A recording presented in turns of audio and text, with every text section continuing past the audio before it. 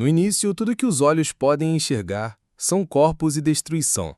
Um homem de cabelos prateados e roupas brancas manchadas de rubro tinha uma espada atravessada em seu corpo. Ele estava ajoelhado e usando algum tipo de magia enquanto pedia respostas sobre se havia algum sobrevivente naquele lugar. Aparentemente, ele está usando essa magia para se comunicar com qualquer um que ainda esteja vivo, pois diz que se a pessoa não for capaz de falar, pode apenas se mexer ou fazer algum barulho. Nosso humano implora e expande ainda mais sua magia, mas não recebe resposta nenhuma. Então pergunta-se se é o único sobrevivente. Seu olhar, então, refletiu o grande causador daquele caos, o ser que levou a humanidade ao colapso, o Sumo Sacerdote. Na guerra contra os demônios, foi nosso humano e os magos da Torre Branca que o seguiam, que colocaram tudo em jogo pelo futuro de toda a humanidade. E seus esforços não foram em vão, pois a cabeça do Sumo Sacerdote jazia no chão com olhos opacos.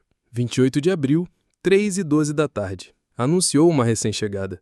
Confirma a morte do Sumo Sacerdote. Nosso humano a chamou de Edna Sol Laplace. Ela é a última dragão do mundo e a observadora que resiste à história. Nossa mana diz ao nosso humano que tem boa e más notícias. A má notícia é que o exército demoníaco havia invadido a Torre Branca, levando ao falecimento da maioria dos magos, destruição parcial da torre e a incineração dos recursos de pesquisas. Nosso humano, então, pergunta qual é a boa notícia. Edna diz que as forças do Império chegaram cedo o suficiente para salvar algumas pessoas, incluindo os discípulos do nosso humano. Nosso humano fica aliviado com isso.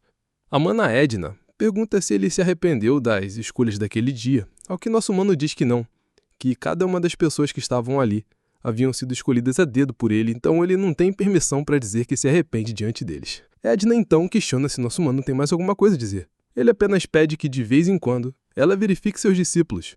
E Edna confirma que fará isso quando tiver tempo enquanto se curvar. Já isto que faz nosso humano rir. Ele comenta sobre isso, sobre um dragão curvar a cabeça para um mero humano. Ela diz que ele agora tem o direito de receber isso, que nem ela e nem o continente esquecerá os sacrifícios heróicos da Torre Branca. Nosso humano diz que isso é bom, mas pensa que seria mentira dizer que não tem alguns arrependimentos. Ele se tornou um bom mago, mas nunca foi um bom líder. E, como de costume de protagonistas no fim da vida, ele pensa que se tivesse mais uma chance, mesmo que ele fosse chamado de vilão, viveria uma vida egoísta, apenas para o próprio povo. Eu quero viver esse tipo de vida.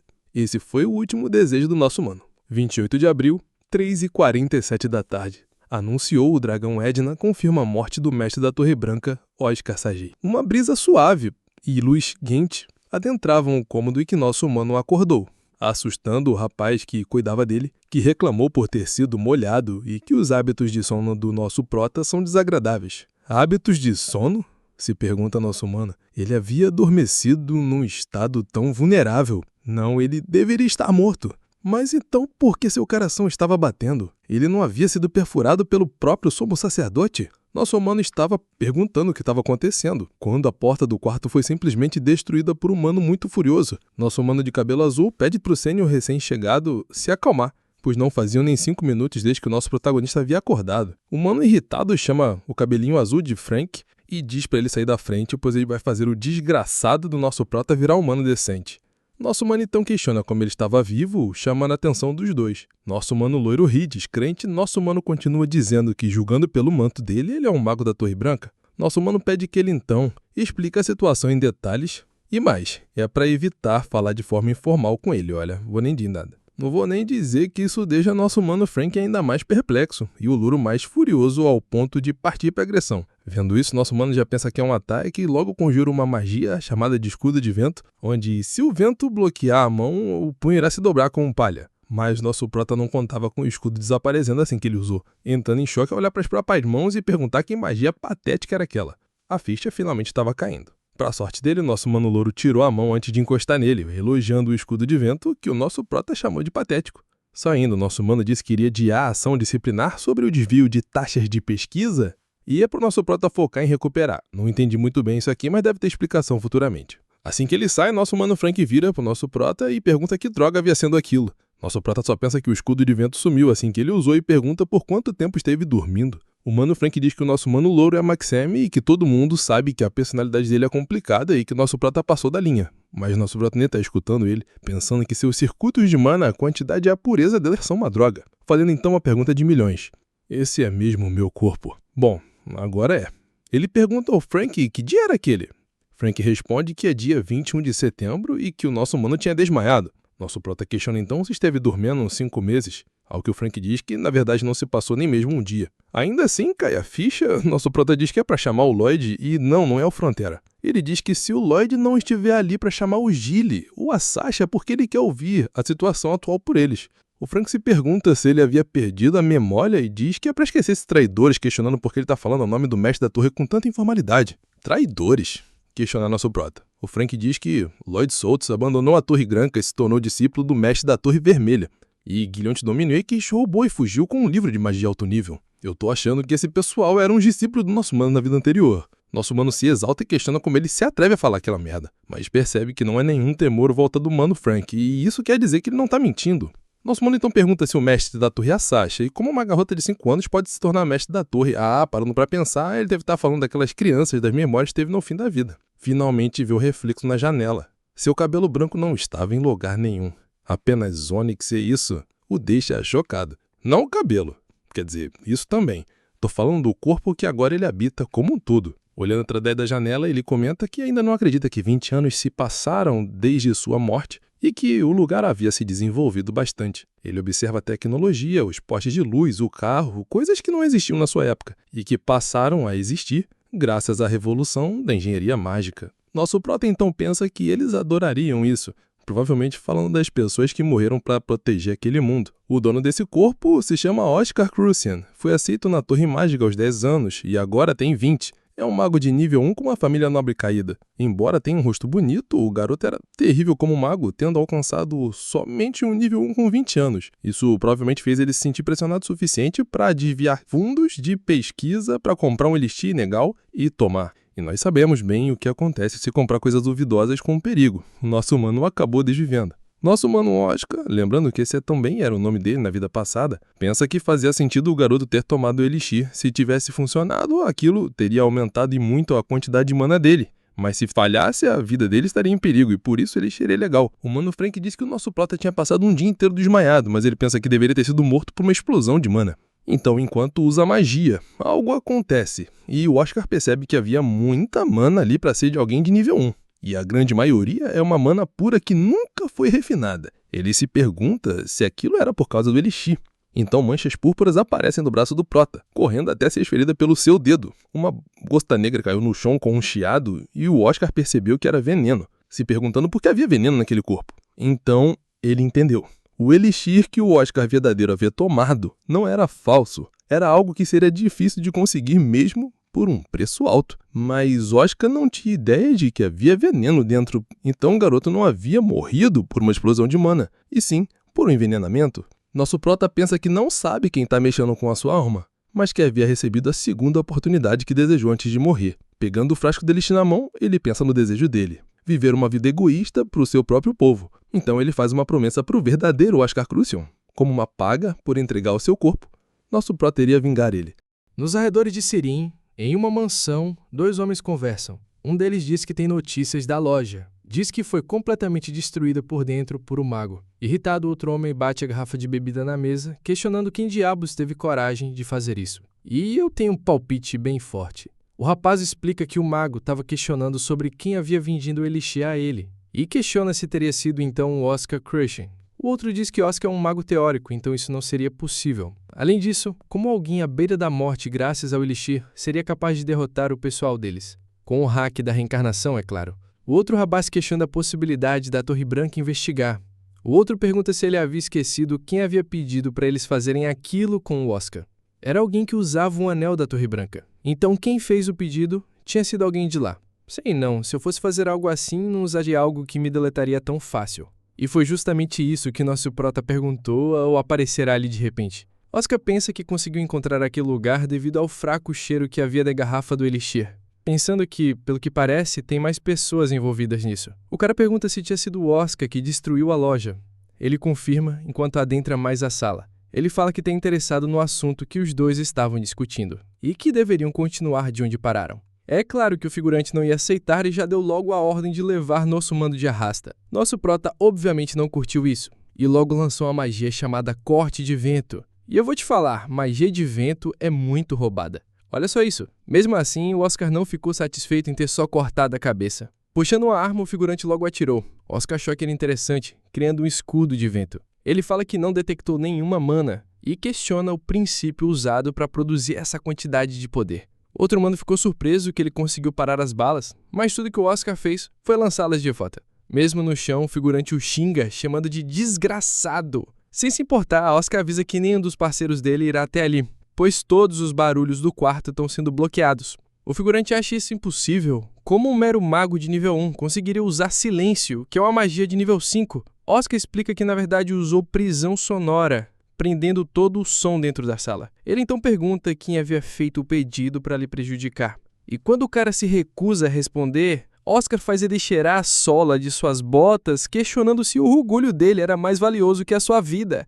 Oscar então usa outra magia, canalizando o vento para dentro do corpo do figurante, e pela forma que o cara se contorcia, parecia haver centenas de agulhas perfurando o corpo dele. Oscar então diz que não gosta de torturar pessoas, então é para ele falar logo. E já se rendendo, o cara diz que vai contar. Oscar cancela a magia na mesma instante.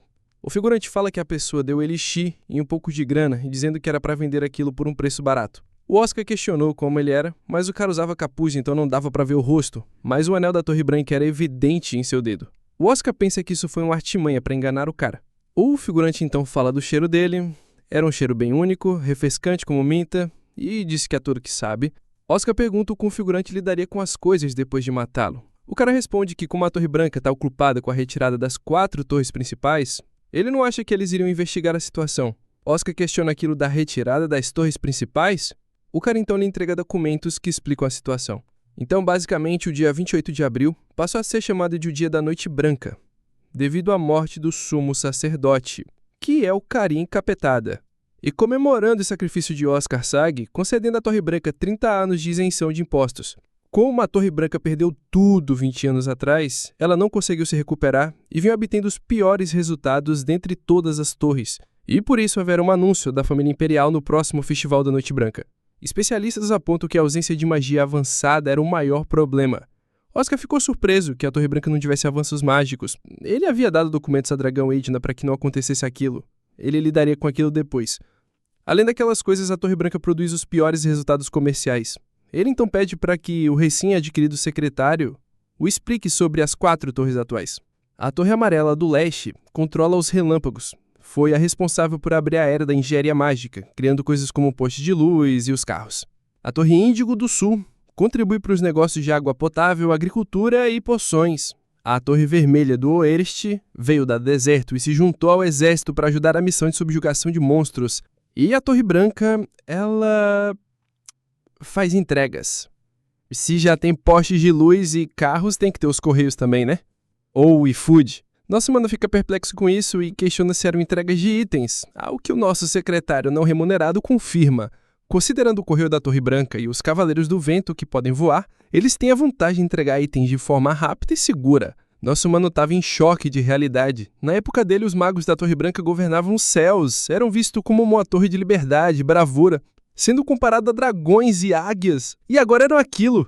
Nosso prota muito pé da vida questiona quem aprovou esse negócio ridículo e fica cético ao descobrir que foi o atual mestre da Torre Branca. No caso, os próprios pirralhos dele, em suas palavras, ele ainda descobre que a Torre Índigo mantém um monopólio sobre o mercado de poções, posição que há 20 anos era da Torre Branca. Nosso CLT sem carteira assinada ainda diz que os negócios da Torre Índigo é vender água potável por um preço caro e trazer chuva em áreas secas.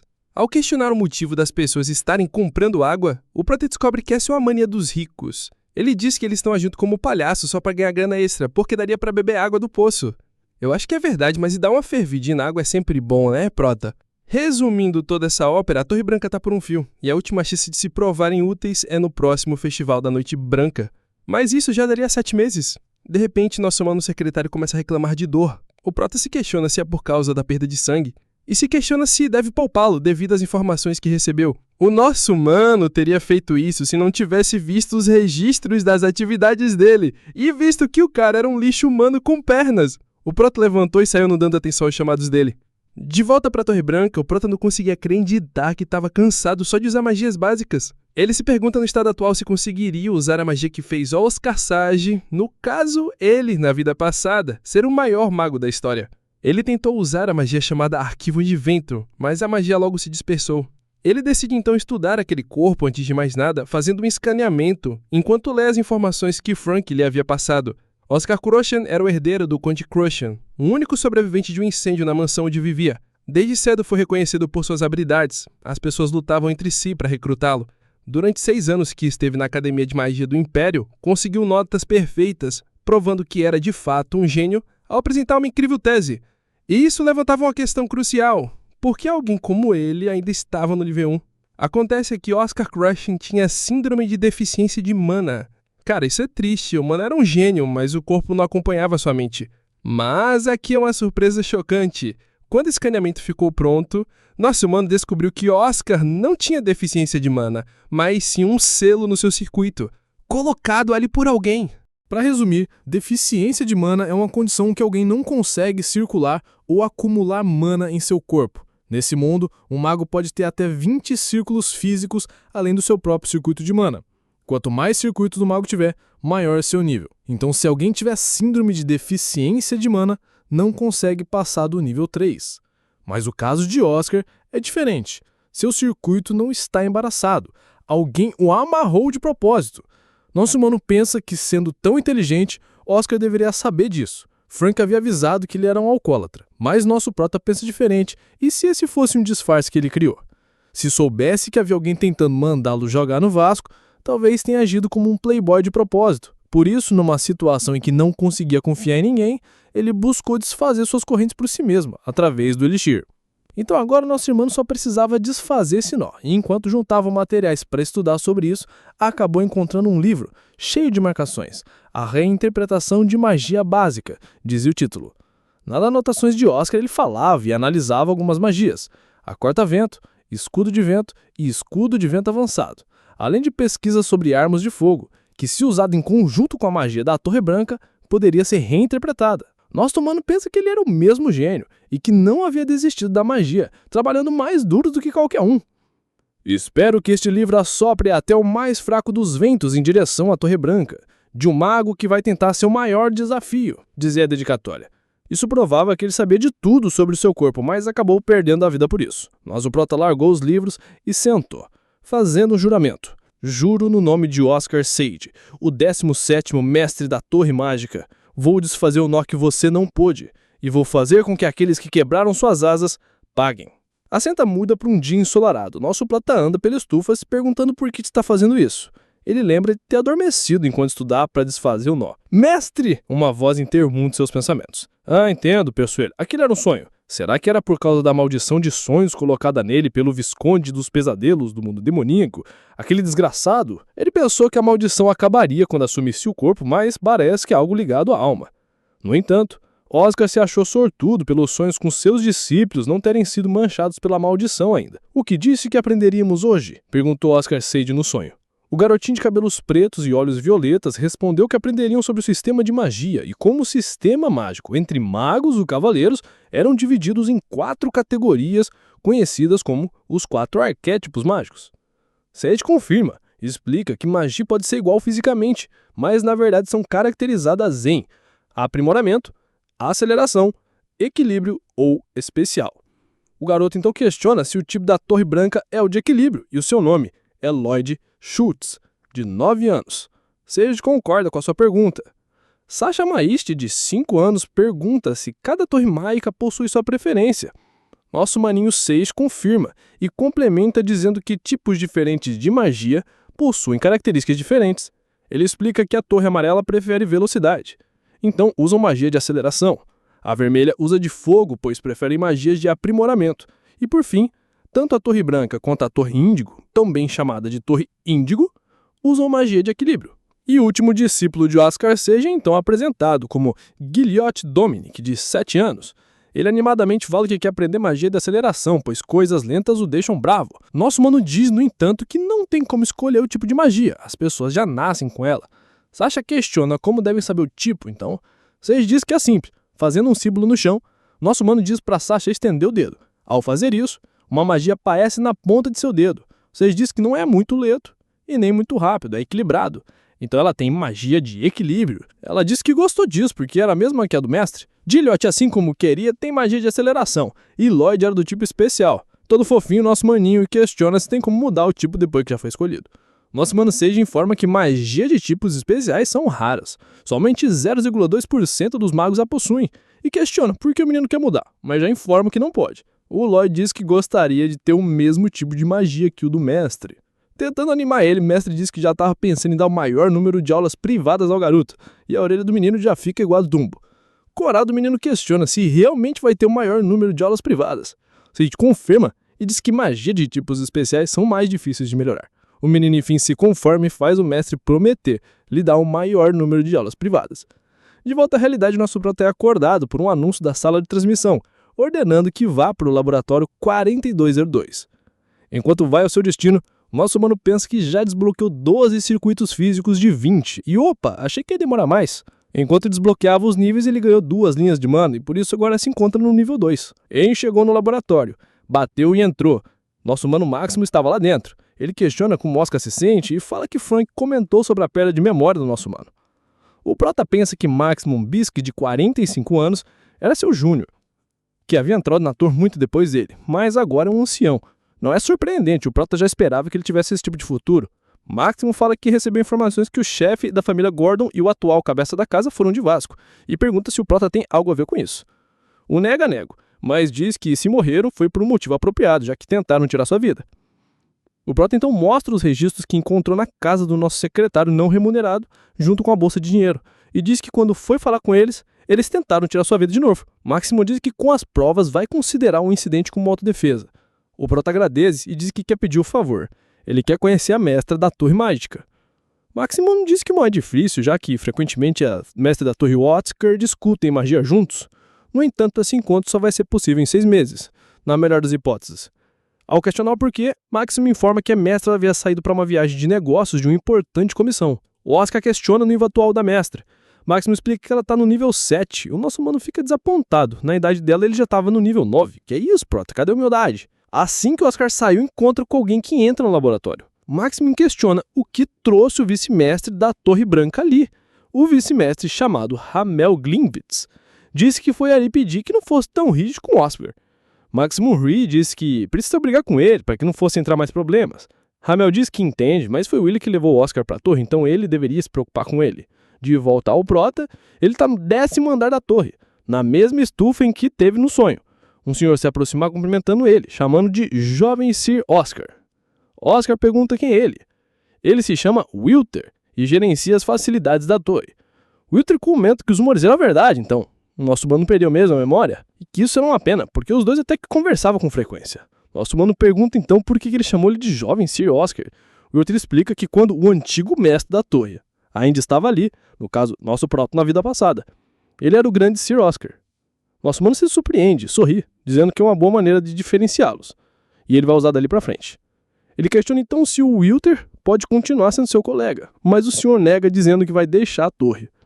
Ao questionar para onde ele vai, Wilter explica que faz 40 anos que começou a trabalhar na torre, serviu 3 mestres durante esse período, e os outros funcionários mudaram diversas vezes. O motivo dele ter ficado tanto tempo foi por causa do que o antigo mestre, Oscar Sage, disse durante a cerimônia de nomeação. Todos os residentes dessa torre são necessários, disse Sage. Então, vivam com orgulho de fazer parte da Torre Branca. O nosso humano fica bem envergonhado com isso. O outro diz que está saindo por causa daquilo, porque a torre não está indo muito bem ultimamente. Então ele sairia da torre no mês que vem, quando completasse os 40 anos de serviço. Nosso humano pergunta se é por causa do prêmio de longo serviço. Esse prêmio é dado àqueles que trabalharam por 20 ou 40 anos na torre. Ao completar 40 anos de serviço, o funcionário pode receber 200 mil sinos, que é, no caso, a moeda desse mundo. Segundo o prota, essa quantia é suficiente para comprar grandes casas e viver confortavelmente. Mas o Wilter diz que a torre não tem condições de pagar isso para ele. Para pagar, muita gente teria que arriscar suas vidas e conseguir mais comissões. E mesmo assim ele disse que não aceitaria, pois a torre é uma casa. Osmano pensou que não sabia que a situação estava tão ruim. Ele pensou que zombava da Torre Índigo, no caso da Torre Azul, por estar fazendo coisas estranhas como vender água por dinheiro. Mas quem era ele para julgar? Tudo que tinha eram títulos, embora Salvador da Humanidade e Herói Van Braves não são grande coisa, quando nem mesmo pagar uma recompensa para alguém que zelou a torre por décadas, ele consegue. O prota apertou os punhos com tanta força que os fez ferir. Wilter cuidou de ferimentos, enquanto Oscar disse que quer que ele continue sendo seu colega. Que Wilter não precisa ir embora, porque ele daria um jeito. Ele encontraria um método de ganhar dinheiro para que algo assim nunca mais aconteça. Mas na cena seguinte, lá estava nosso prota lamentando sobre como ele faria isso exatamente. Ele só conseguia pensar em pesquisas, palestras ou comissões. Mas o pagamento demoraria, e ele no momento é apenas um mago de nível 2. Ele precisava de um negócio que rendesse muito dinheiro rápido, então poções era a opção mais viável. Observando o jornal, algo chamou sua atenção. Mas só vamos descobrir o que é depois, pois a cena mudou para o escritório do vice-mestre da torre. Nosso mano Maxim estava conversando com essa mana aqui. Seu nome é Fidelina e ela é responsável pelas finanças da Torre Branca. Obviamente, ela estava reclamando do desvio de dinheiro que nosso mano Oscar Crucian havia feito para poder comprar o elixir que o levou para jogar no Vasco. Ela não está muito satisfeita com a situação, principalmente porque nosso mano Maxim diz que nosso prota já está refletindo sobre o que fez. Nossa mana fica muito puta com isso e diz que roubar é um hábito que piora com o tempo. Maxim diz que ela não precisa se preocupar com isso, até porque a Torre Branca não tem muito o que roubar mesmo. Deixando nossa mana como? Ainda mais brava do que antes. Ela diz para ele parar de retrucar ela e jogar nosso mano Oscar no isolamento logo. Maxim se recusa, pois não havia um ponto em colocar um mago de nível 1 em treinamento isolado. O vice-mestre concorda com Maxim. Colocar o Oscar em treinamento isolado não seria mais que uma tortura, então ele propõe que nosso mano deve pagar a torre 3 vezes mais da quantia roubada.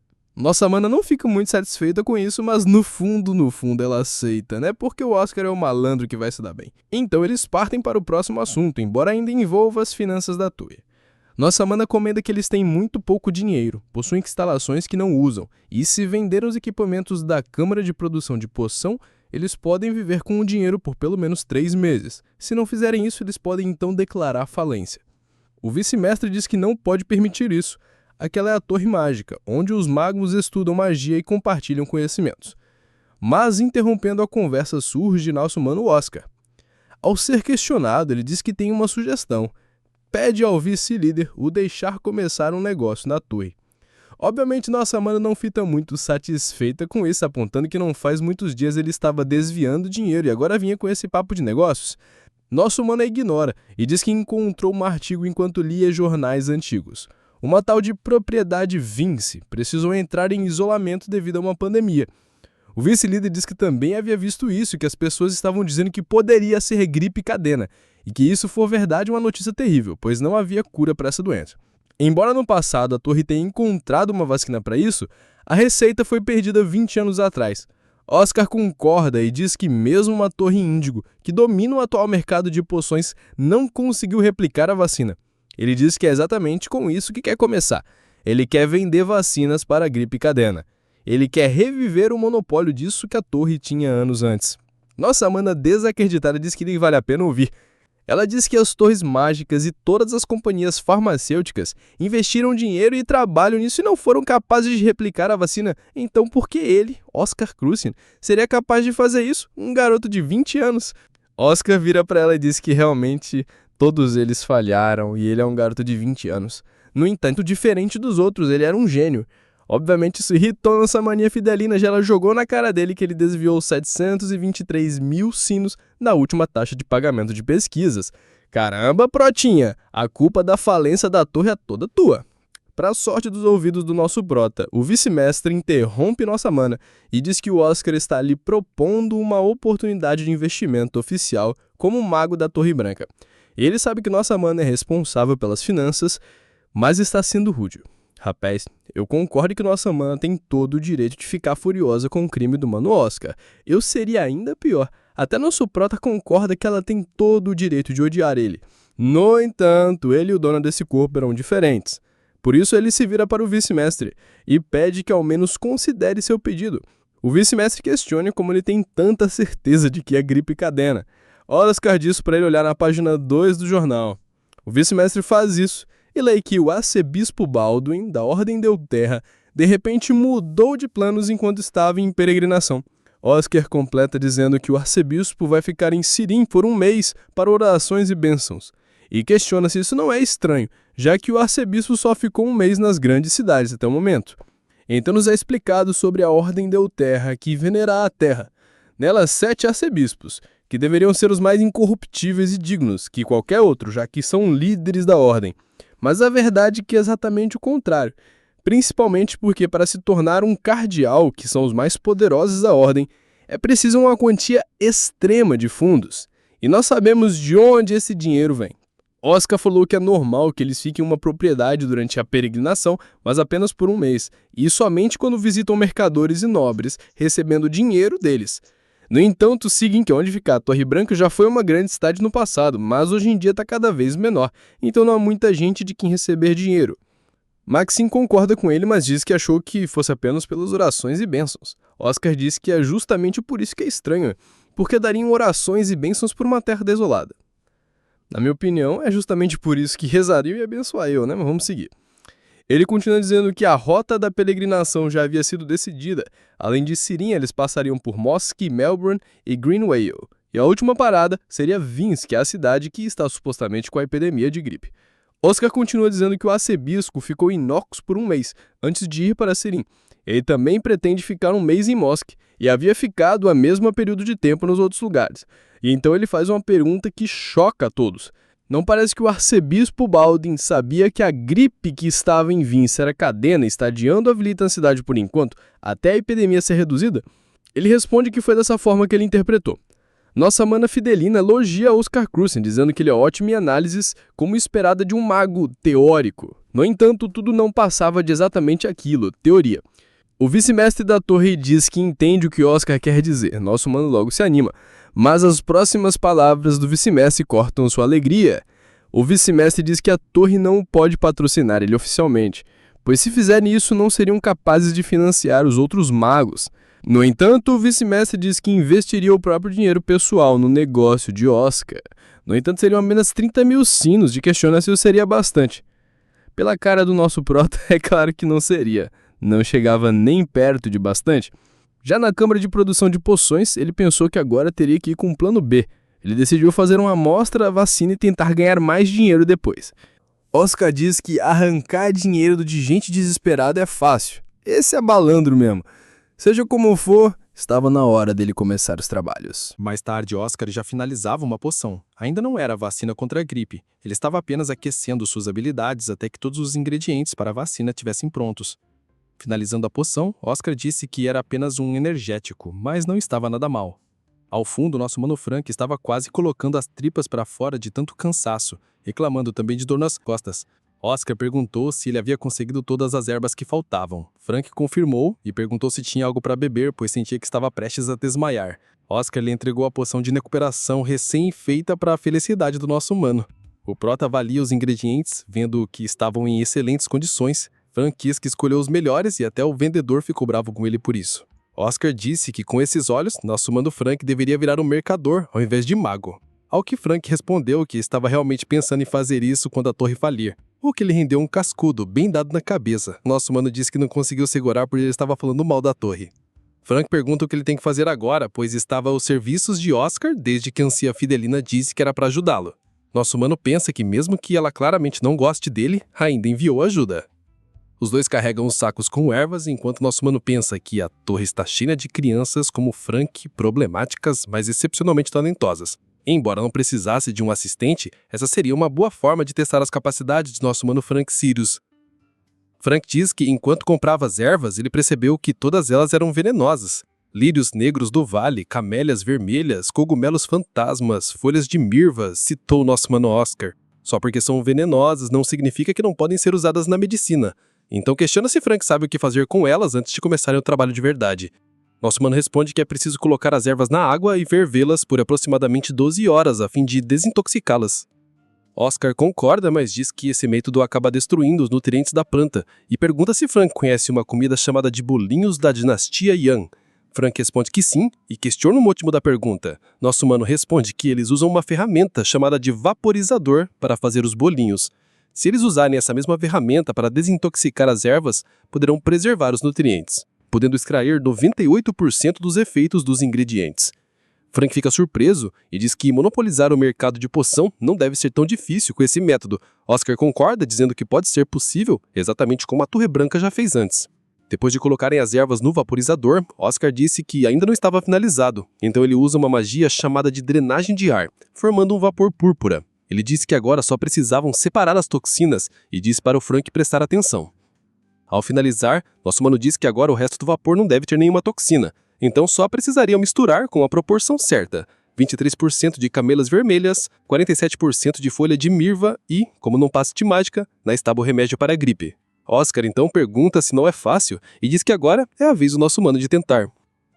Frank pensa que é mais fácil falar do que fazer, e ele nem ao menos consegue usar magias diferentes simultaneamente. Mesmo assim, ele tentaria.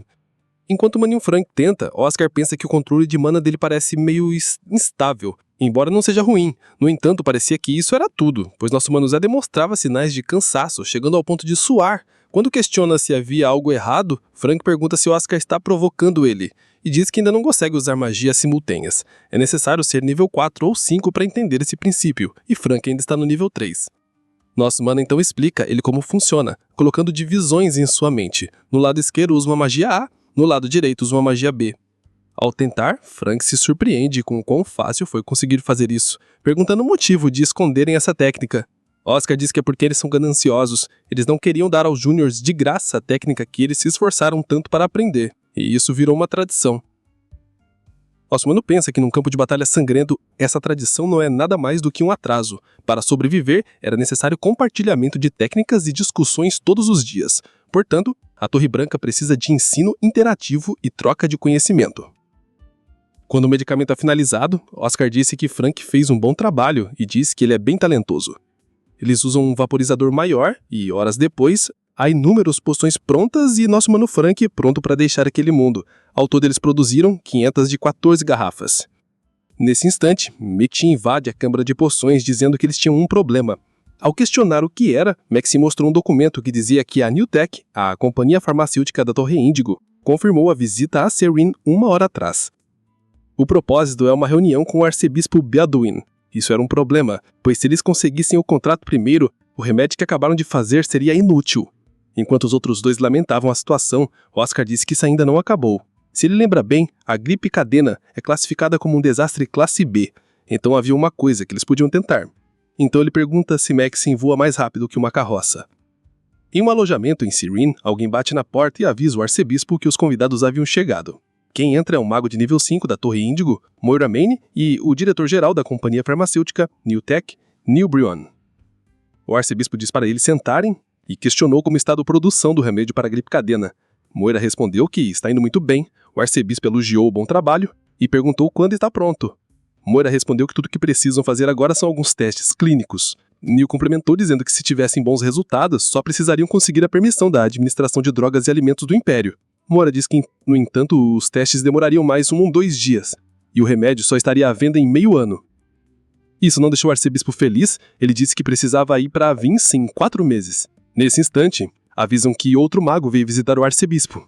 E não poderia ser outro que não nosso humano Oscar Crucian, dizendo que estava ali para fazer uma bela oferta. Fala galera, obrigado por assistir até aqui. Se gostou do vídeo, deixe seu like para ajudar o canal e inscreva-se para mais conteúdos desse tipo. Vejo vocês em breve.